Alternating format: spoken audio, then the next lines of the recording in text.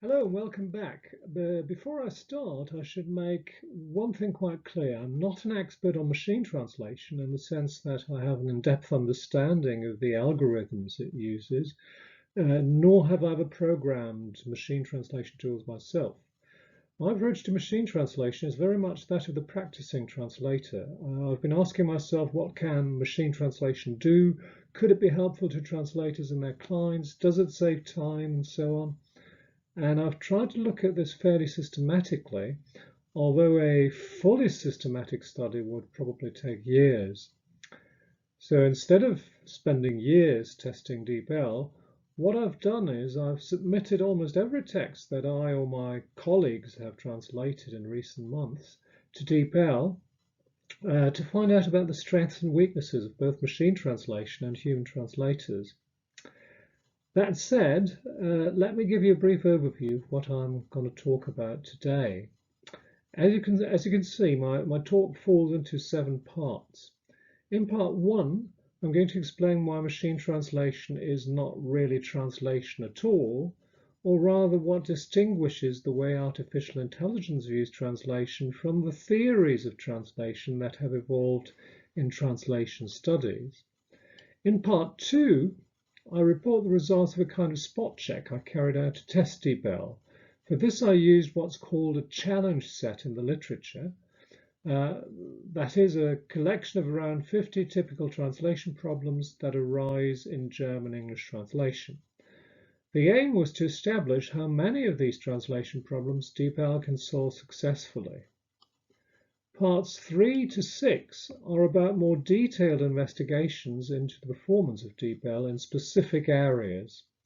Part 3 asks if DeepL can cope with highly polysemous words.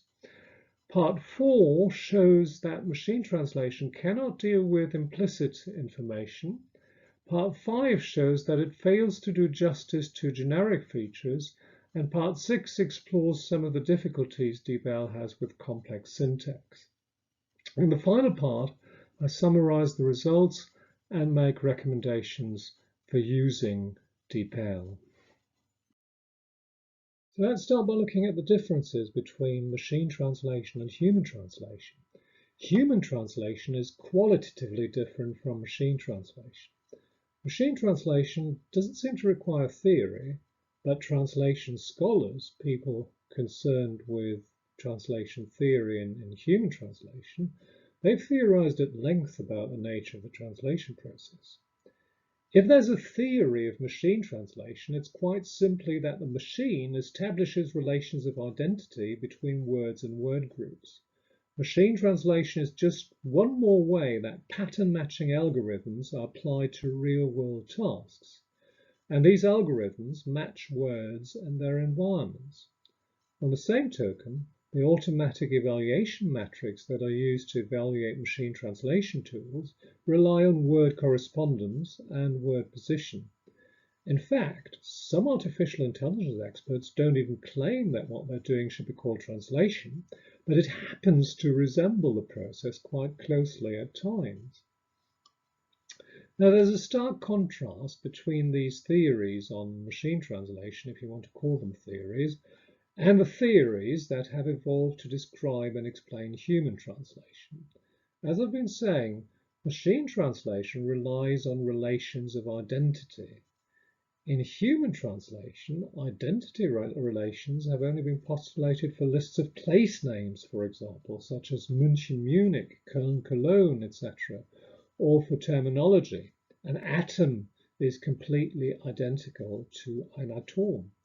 And we've called these rare exceptions literal translation. Literal translation is also possible with some sentence structures. How many birds have you rescued? Wie viele Vögel hast du gerettet, as you can see in the slide.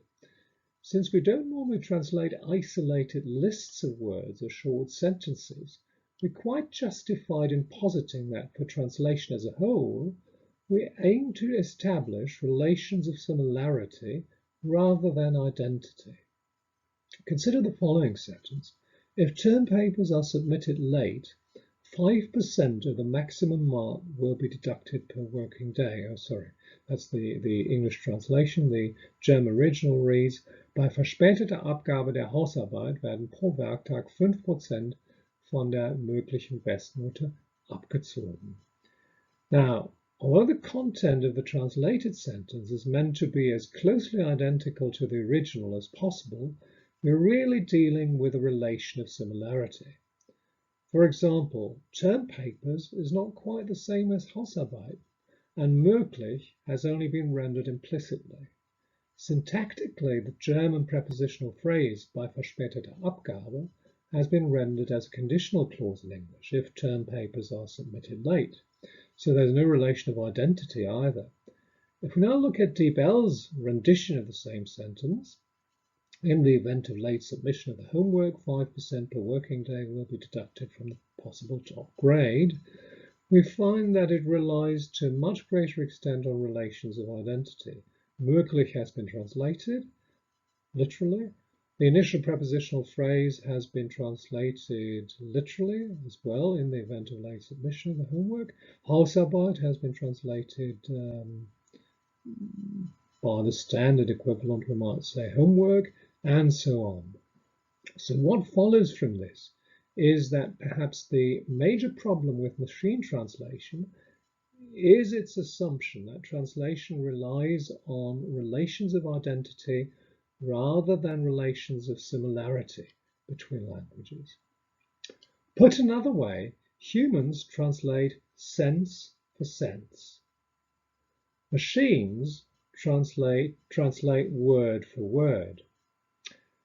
What translating sense for sense means has been defined differently in various theories of translation. Most famously, perhaps, the Skopos theory that was developed by Reis and Vermeer in the 1980s, and which makes purpose or function the top priority of translation.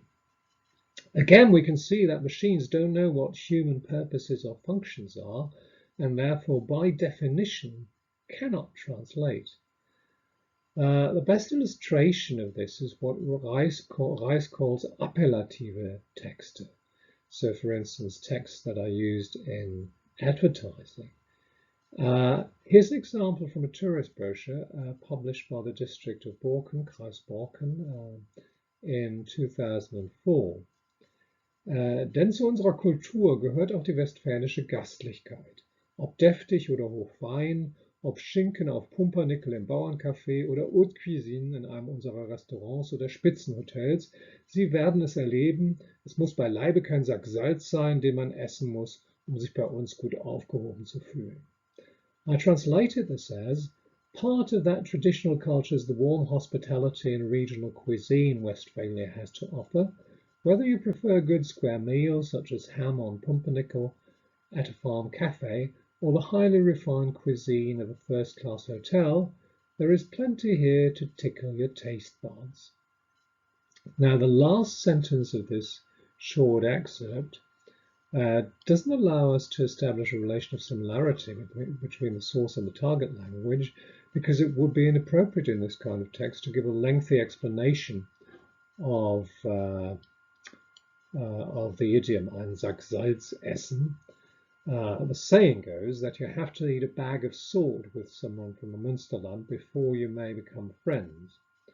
Now, what I've tried to do instead is to render the general function of the paragraph by stressing the wide variety of food on offer in the Münsterland, and this also ties in quite nicely with the notion of hospitality and fine local cuisine as being a major factor in creating a hospitable atmosphere.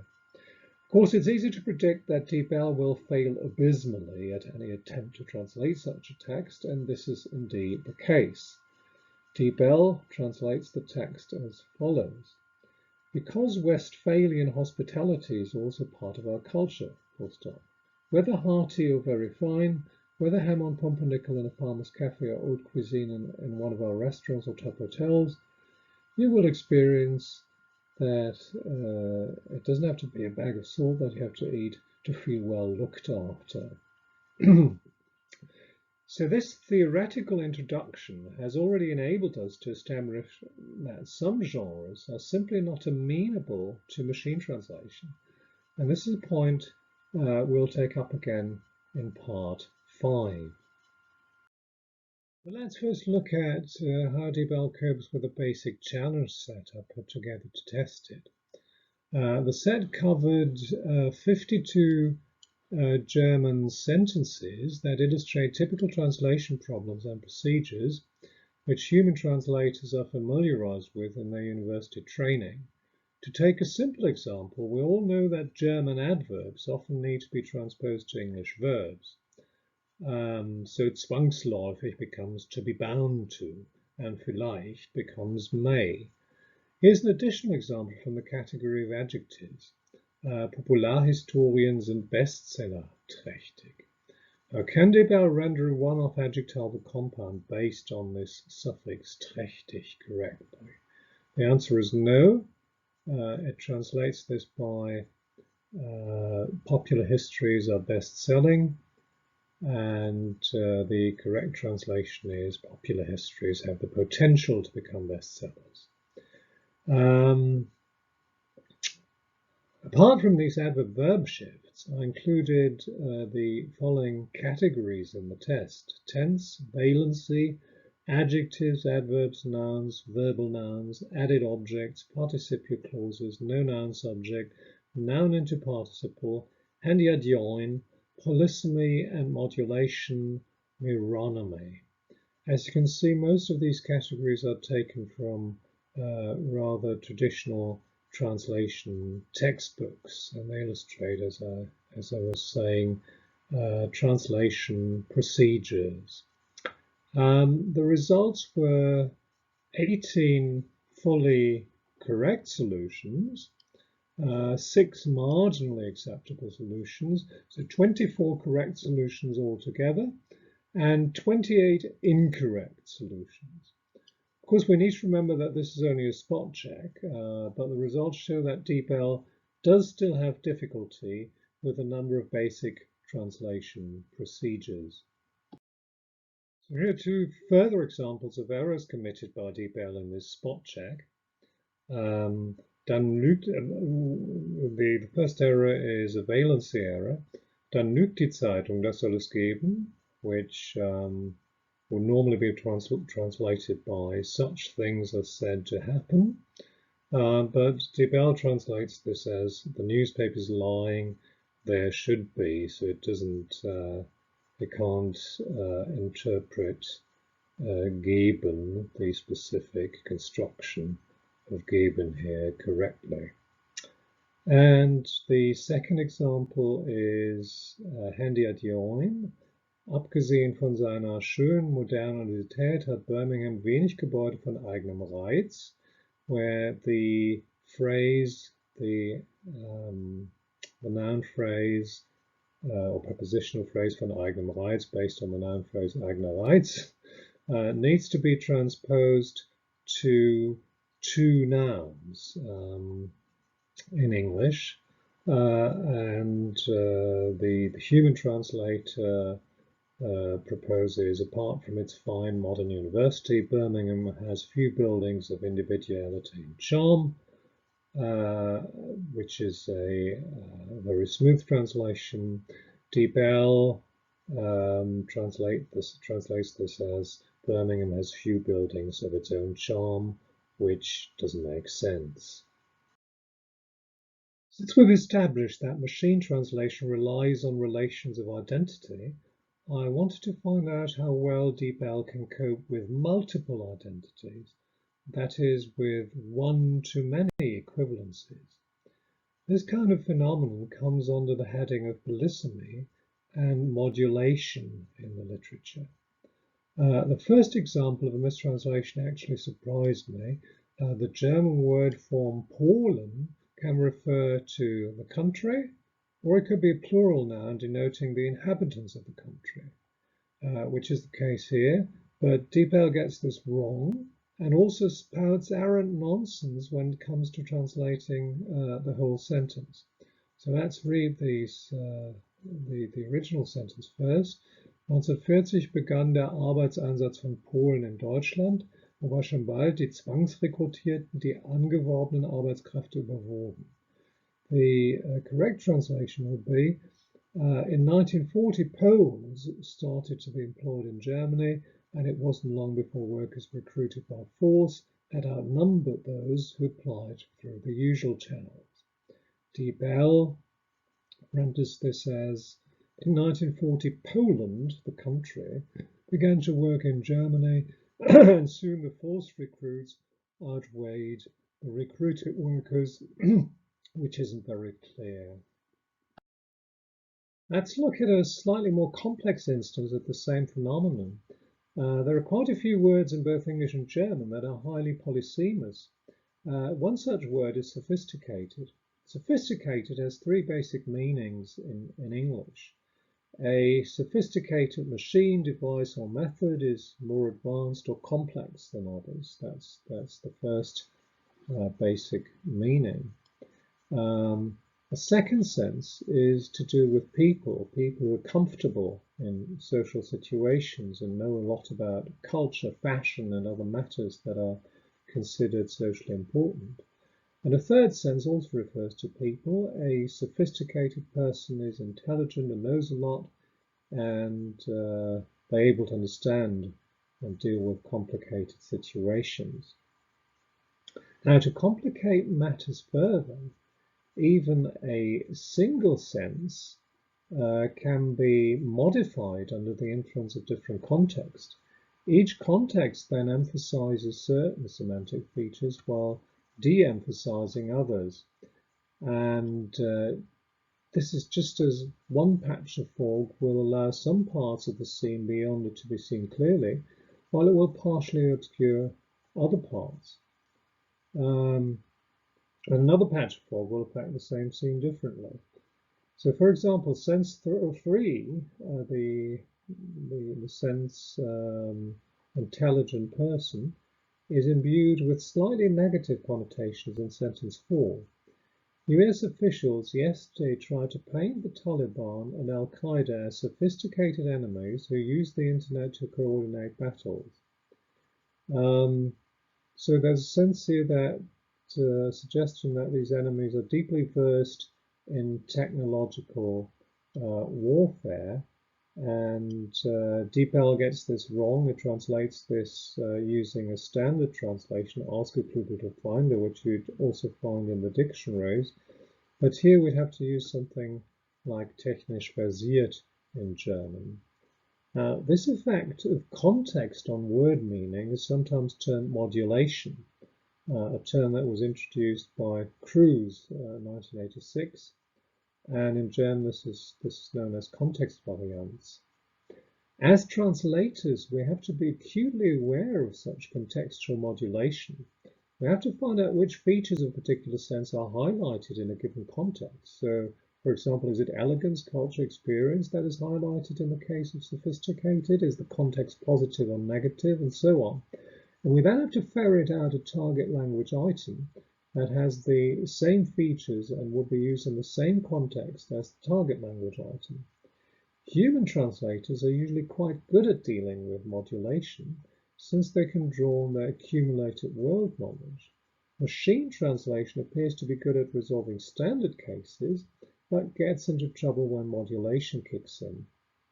Let's look at each case individually.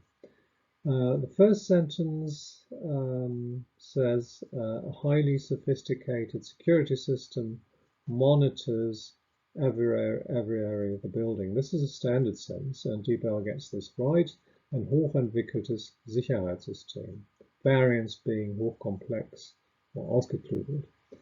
The second sentence illustrates the second standard sense, someone who's devoid of grossness, someone who's supremely cultured, and the standard translation here is kultiviert, and DeepL translates this correctly. Sentence 3 illustrates a case of modulation. Here was folksy honesty apparently uncorrupted by sophisticated society. Here, hochentwickelte Gesellschaft is completely wrong, because sophisticated society refers to, well, for instance, the London jet set, we might say. So we could say something like unverdorben durch die mondäne Gesellschaft, or unverdorben durch die feine Gesellschaft. Corrupted is not corrompiert. It's not the political sense, if you like. We've already looked at sentence 4. Let's look at 5. The minister and deputy OD rejected the restoration of corporal punishment, declaring it wouldn't be a sophisticated response. Now, raffiniert doesn't work here. The sense being something like devoid of popular appeal. In this case, also in keeping with the times. So zeitgemäß might be a good translation, or perhaps a relative clause, die sich für eine hochentwickelte Gesellschaft ziemt, oder die einer kultivierten Zivilisation zu Gesicht steht. 6 is about a more sophisticated market, and Dibel almost gets this right by translating it as ein anspruchsvollerer Markt. But of course, marked is a little too much here. I prefer anspruchsvolleres or exklusiveres Marktsegment. So we need a shift from the simplex noun marked to a compound Marktsegment. Sophisticated scam, raffinierter Betrug, that's correct in sentence 7. And sentence 8 has sophisticated clothes. Raffinierte Kleidung is incorrect. It should be something like elegante, gediegene, or perhaps in more modern parlance, edle Kleidung. So we've seen that Dibel is not particularly good at dealing with polysemy and modulation. It got 3 out of 8 right. Let's move on to a related problem, which Kruger 2020 has termed propositional opaqueness or informational implicitness. Now, informational implicitness describes a state of affairs where the lexical surface of a sentence is less specific than its conceptual content. So readers need to infer additional contextual information to get at the full meaning of the sentence. Here's an example taken from Kruger. The software includes a powerful download engine. It can download several files simultaneously and resume unfinished files. Kruger comments, the part highlighted in italics describes the fact that after the download of specific files was interrupted, the software can resume downloading these files. However, the information that it is the download which can be resumed by the software and not the files to be downloaded is not construed explicitly in the ST, although it will probably be salient to the readers of the text. We can observe a discrepancy between the lexical surface structure of the sentence and the proposition to be expressed by it. In other words, the sentence is propositionally opaque. The human translator would normally translate this using what we call augmentation in the translation literature, basically adding additional information. Mit dieser Engine können mehrere Dateien gleichzeitig heruntergeladen, sowie der Download von noch nicht vollständig heruntergeladenen Dateien fortgesetzt werden. Both Google Translate and Dibel get this wrong. Again, they use a literal strategy, unfertige Dateien fortsetzen and unvollständige Dateien wiederherstellen. So as we've already seen with sophisticated, the human translator can draw on the broader discourse context to make sense of a sentence. And she'll also be aware of the fact that Anglophone discourse has a tendency to leave things implicit that need to be spelled out explicitly in German. By contrast, machine translation tools are blind to these cultural differences. We find them relying once more on simple relations of identity. This slide illustrates the same problem with a different genre, historical recount. Brookfield, for example, ran a mission in East London to which boys and parents contributed generously with money, but rarely with personal contact. East London is the tricky bit here, since it doesn't just denote a geographical location, but rather part of London that had quite distinctive characteristics at the time the text was written, the most important characteristic being poverty. Now, since German readers can't be assumed to know this, we'd have to make it explicit again by saying something like in an Armenviertel in this Londoner East End. Deepel doesn't have this kind of historical knowledge and sticks to a literal translation in Ost London. We're now going to consider how well Deepel copes with different genres. The first genre we're going to look at is a short narrative from a newspaper, but we might find similar narratives in fictional texts.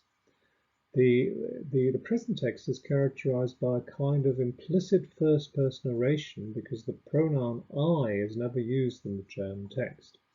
Also, there are a number of short verbless clauses, vague colloquial words, and the slightly unusual use of words such as nebenan and misstrauisch. I'll just read out the text so you can get a feel for it. Die Tür fällt ins Schloss, der Blick auf die Kabine. Das Abteil ist klein, aber funktional eingerichtet.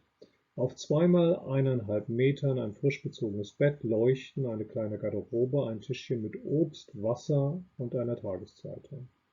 Nebenan die Duschkabine mit Toilette und allerlei Badezeug. Seife, Duschgel, Feuchtigkeitscreme, Handtücher, Zahnputzzeug. Sogar eine Duschhaube und ein Schuhputzschwämmchen liegen bereit.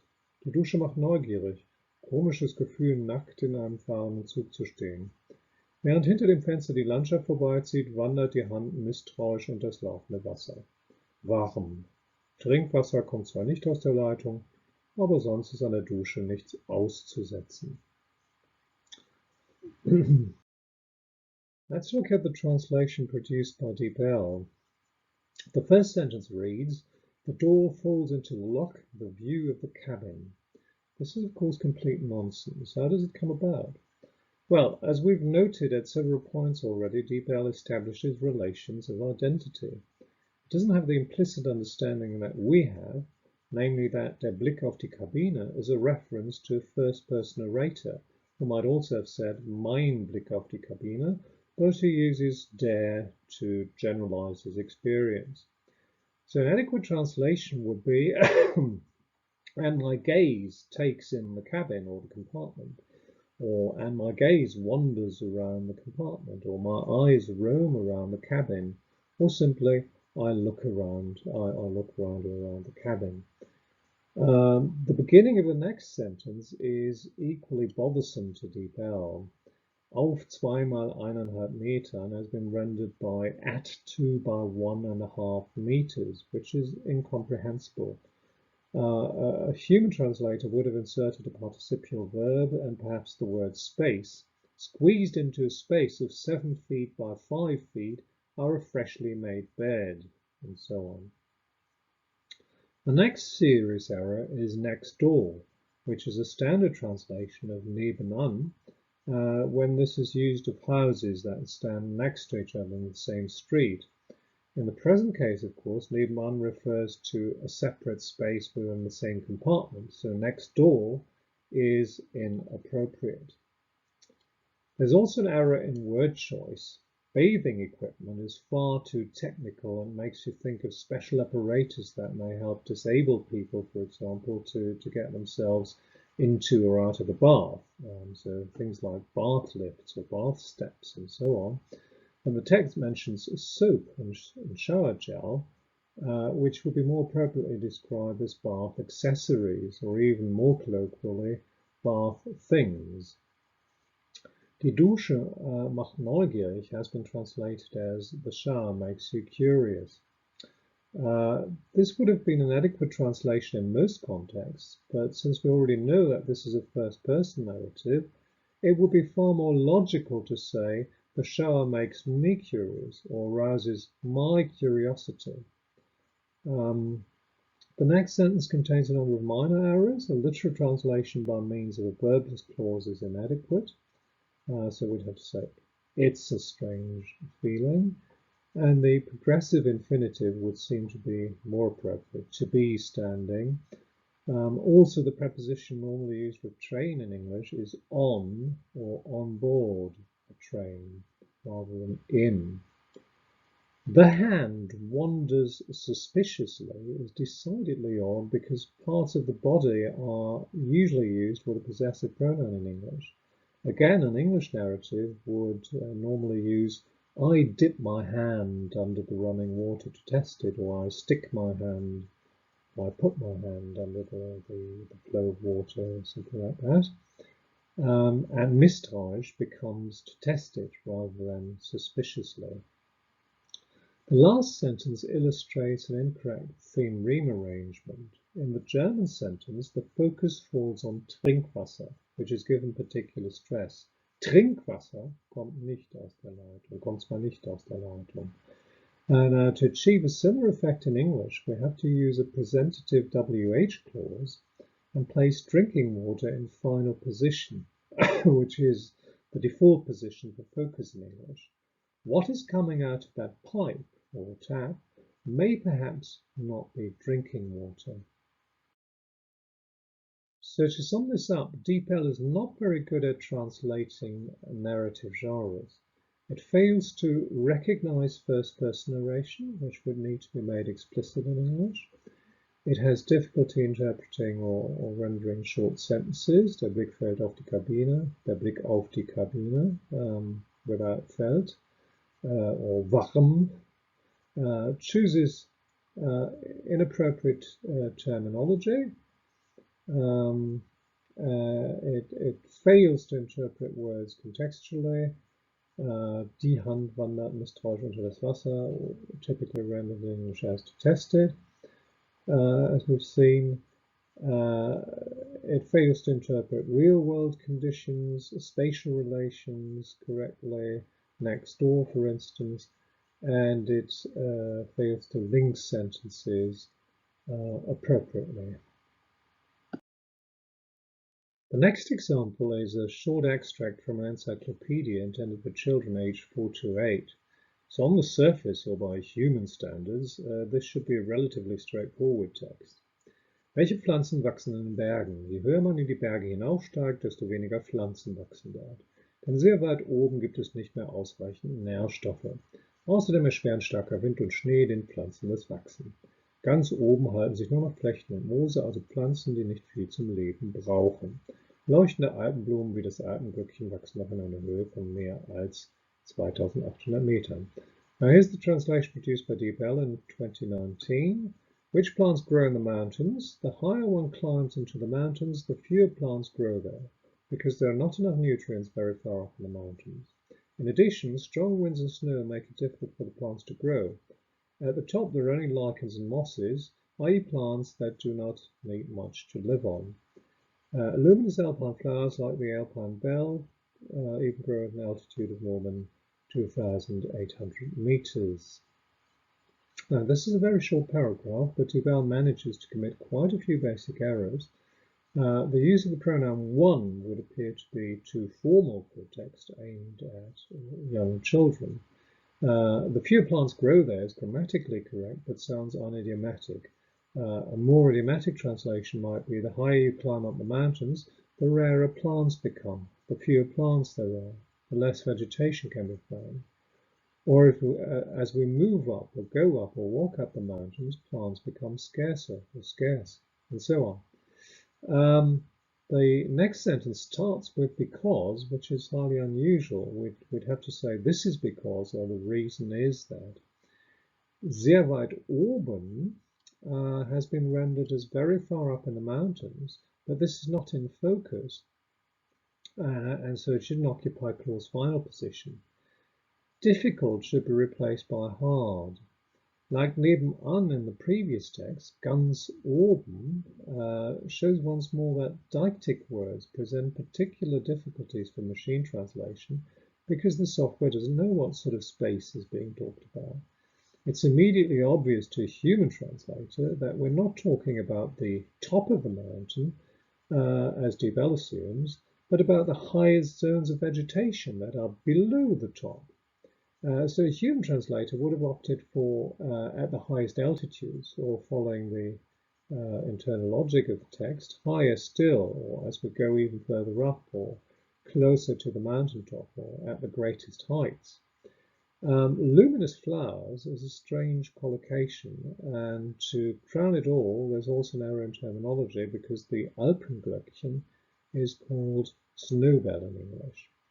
Again, the deictic prepositional phrase in the last sentence could be simplified in English. We could say the snowbell can be found at heights beyond 2,800 meters or simply above 2,800 meters. The next genre I want to look at is the research abstract. In this slide, you can see some of the changes I had to make to a research summary translated by DeepL. Again, DeepL cannot look beyond the textual surface. It can't identify genre. So it translates a German passive construction, in diesen Studien wird zunächst identifiziert, by an identical construction in English. The studies are first identified. It's far more common, though, to use an active construction and a verb like begin. The studies begin by identifying. The use of the temporary adverb then in the next sentence, approaches are then discussed as to how to, is equally inappropriate. Instead, we could combine the first and the second sentence by starting the second with before in a participle, before discussing, or we can start a new sentence, as I've done here, using this is followed by a discussion. It's also interesting to note the translation problems posed by German genitives of the type die Herausforderung der gegenwärtigen Situation. Even human translators are tempted to consistently render these by an old phrase, but frequently a participial option like the challenges posed by is much more natural. This leaves us with the question, are there any texts that DeepL is relatively good at? The answer is yes. It does quite well on informative texts. If these texts are about present-day events and are syntactically simple. A typical example of this is the news release. This is one that was produced by Munich University. Algorithmen und Sensoren für eine nachhaltige und zukunftsfähige Landwirtschaft, digital düngen. Die Vorgaben der Europäischen Union verlangen eine Verringerung des Nitratgehalts im Grundwasser. Dabei helfen digitale Techniken, die Forschende unter Federführung der Technischen Universität München TUM am Wissenschaftszentrum Weinstefan entwickelt haben. Bis dato berechnen Landwirte die Düngemenge für ein Feld aus dem durchschnittlichen Ertrag und der mittleren Bodengüte. In Wirklichkeit jedoch variieren Bodeneigenschaften, Ertragspotenzial und Düngebedarf kleinräumig auch innerhalb eines Feldes. An Stellen, die vom Mittelwert des Feldes abweichen, bekommen die Pflanzen deshalb zu viel oder zu wenig Dünger. Überschüssiger Stickstoff bleibt im Boden zurück, reichert sich über die Jahre an und entweicht irgendwann in die Umwelt, etwa ins Grundwasser. DeepL translates this as follows. Digital fertilization. European Union legislation requires a reduction of nitrate levels in groundwater. Digital techniques developed by researchers at the Weinstefan Science Center under the leadership of the Technical University of Munich are helping to achieve this. Up to now, farmers have calculated the amount of fertilizer required per field from the average yield and the average soil quality. In reality, however, soil characteristics, yield potential, and fertilization requirements vary on a small scale even within a single field. As a result, plants receive too much or too little fertilizer in places that deviate from the average field. Excess nitrogen remains in the soil, accumulates over the years, and eventually escapes into the environment, for example, into the groundwater. The DeepL translation is almost acceptable. It could be a little more precise in places. For instance, Richtlinien is directives rather than legislation. The use of the definite article in front of factors such as average yield and average soil quality is a little uncommon in academic text. And there's one sentence where the most important bit of information is not in focus. That's the sentence that starts with, as a result, plants receive too much or too little fertilizer in places, and there should be in locations that deviate, blah, blah, blah, plants therefore receive. And there's another sentence where a participial clause might provide some stylistic variety. Excess nitrogen remains in the soil, accumulating over the years. But apart from that, this is not a bad translation. So it's this kind of text, informative, syntactically simple, and containing some fairly general terminology. This kind of text that DeepL is particularly good at. In academe, this kind of text is mainly found in the sciences and in engineering, rather than in the humanities or social sciences. So turning now to syntax, remember we've just said that simple syntax can often be managed by DeepL, but this is not always the case, and on some occasions this may lead to problems for post editors who may easily overlook an error. Let's look at this example. Dies ist vor allem bei Ivermectin der Fall, das in Faeces hochgradig toxisch für Larven von Dungkäfern und Fliegen ist. This is particularly the case with ivermectin, which is highly toxic to the larvae of dung beetles and flies in feces. DeepL places the locative in feces in one of the most common positions for such locatives, but this results in a mistranslation because it makes it sound as if the locative characterizes the place where dung beetles and flies live or currently find themselves.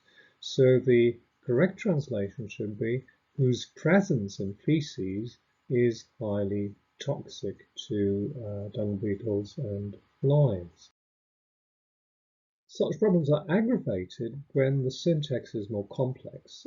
This German sentence, for example, contains a lot of adjuncts grouped around a single verb, sondieren. Nach Hitlers Ernennung zum Reichskanzler hatte Polens starker Mann, Marschall Pilsudski, mit großer Wahrscheinlichkeit im April 1933, möglicherweise auch schon im März, über streng vertrauliche Kanäle sondieren lassen, ob Frankreich sich an einer eventuellen Präventivaktion nach Art der Ruhrbesetzung von 1923 beteiligen würde. Needless to say, DeepL tries to render this by using a single verb, sound out. After Hitler's appointment as Vice Chancellor, Poland's strongman, Marshal Pilsudski, had in all probability in April 1933, possibly even as early as March, sounded out through strictly confidential channels whether France would participate in a possible preventive action in the manner of the 1923 occupation of the Ruhr. Now, as I explained in my other talk on academic usage, this yields highly unnatural English. The human translator of this sentence did well to use several verbs to render the German sentence so that each verb can be accompanied by just one adjunct. When Hitler became Chancellor, Poland's strongman, Józef Pilsudski, had taken soundings via strictly confidential channels that were almost certainly opened up in April 1933 and possibly even the previous month, his aim being to establish whether France and so on. This is a slightly different example, which requires what is sometimes called complex framing in the literature. This means that the best way to translate the sentence is to place two adjuncts at the beginning of the sentence with one framing the other. The German sentence reads, aufgrund der Verbesserung der Beobachtungstechnik und der Bekehrung der meisten professionellen Astronomen zum Heliozentrismus war der Kulturkampf am Ende des 17. Jahrhunderts im christlichen Europa größtenteils entschieden. Now, DeepL doesn't know where to put the temporal adjunct at the end of the 17th century and places it in a very unusual position after the subject.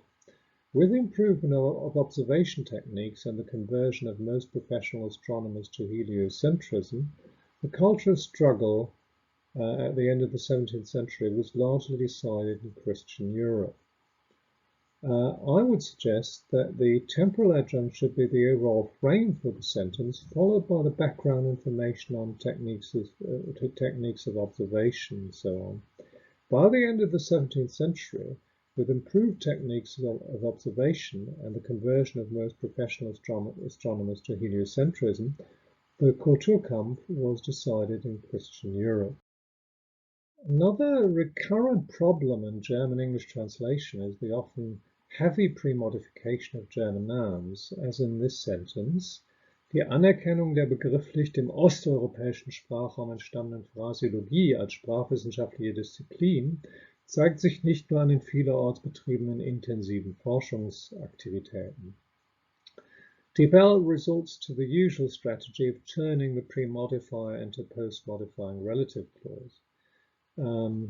The recognition of phraseology, which conceptually originates from the Eastern European linguistic area, as a linguistic discipline is not only reflected in the intensive research activities carried out in many places.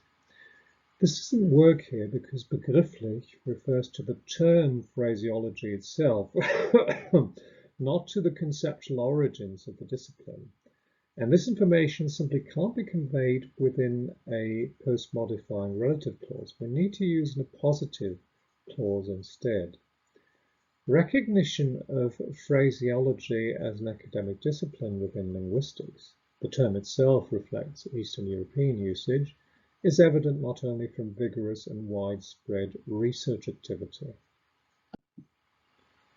It should also be noted that the second pre-modifying element has also been rendered quite intelligently in the third sentence in the translation proposal I've made by widespread rather than by a relative clause.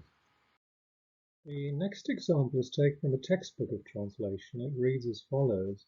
So vermutete zum Beispiel der russische Nationalökonom Nikolai Kondratjew die damals rund 10, heute rund 15-jährigen Zyklen immer von einer Wiederbelebung bis zur nächsten gerechnet würden durch lange Wellen überlagert.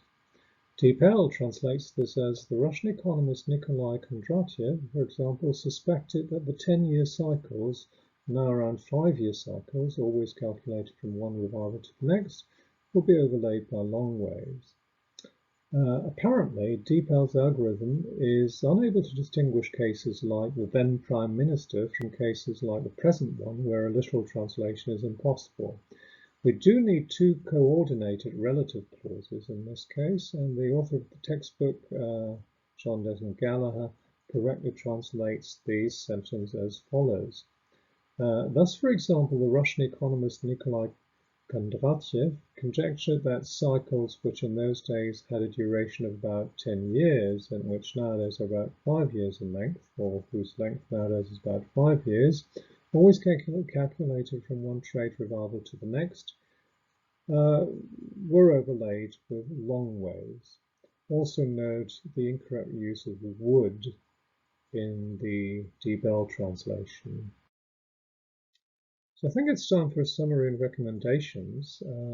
At the outset, we established that translation is about relations of similarity and machine translation is about relations of identity. So the two processes can't really be compared. And as we've seen, Deepel has a number, or machine translation generally for that matter, has a number of weaknesses. It can't deal with particular types of texts, appellative texts, narrative texts, historical texts, legal texts, for example. It can't deal with texts that follow differing generic conventions in the source language and the target language, or in the source culture and the target language culture. Machine translation also has difficulties with many standard translation procedures, such as verb-adverb shifts. It has problems with polysemy and modulation, and it can't deal with implicit information. Complex syntax also presents severe problems for machine translation.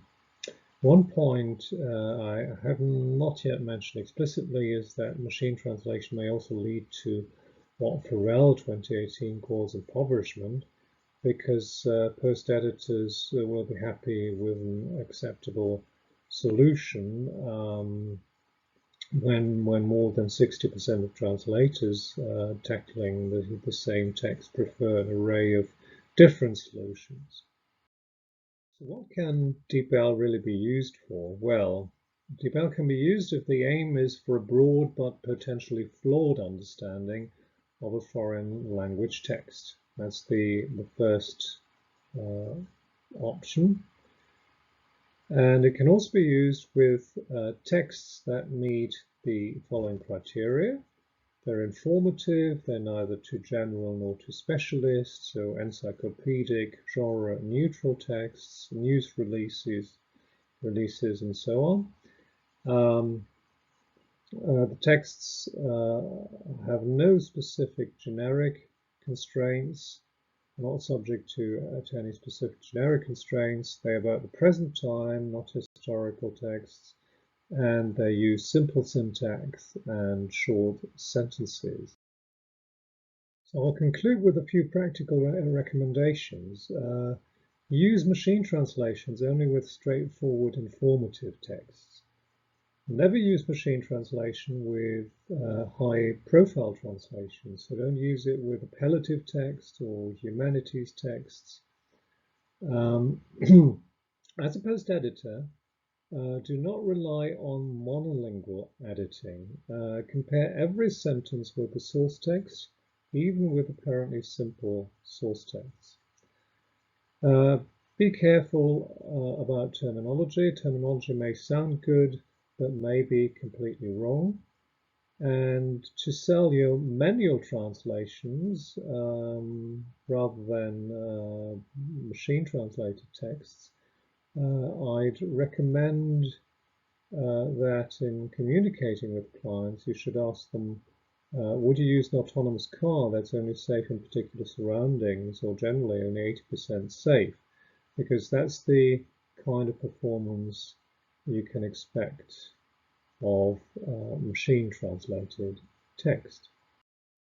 If you do decide to have a text machine translated, then in post-editing, you should pay special attention to deixis, as we've seen, so prepositional phrases, adverbs, and so on that refer to space or time, sentence connection, pronouns, and so on at the beginning of sentences, punctuation, terminology, as we've just said, the placement of adjuncts within the sentence, theme ring arrangement, and proper nouns. So I hope that the case I've been making in defense of human translation has been convincing and will help you to convince your clients of the superiority of human translation. And well, it remains for me to thank you for listening and see you some other time. Thank you.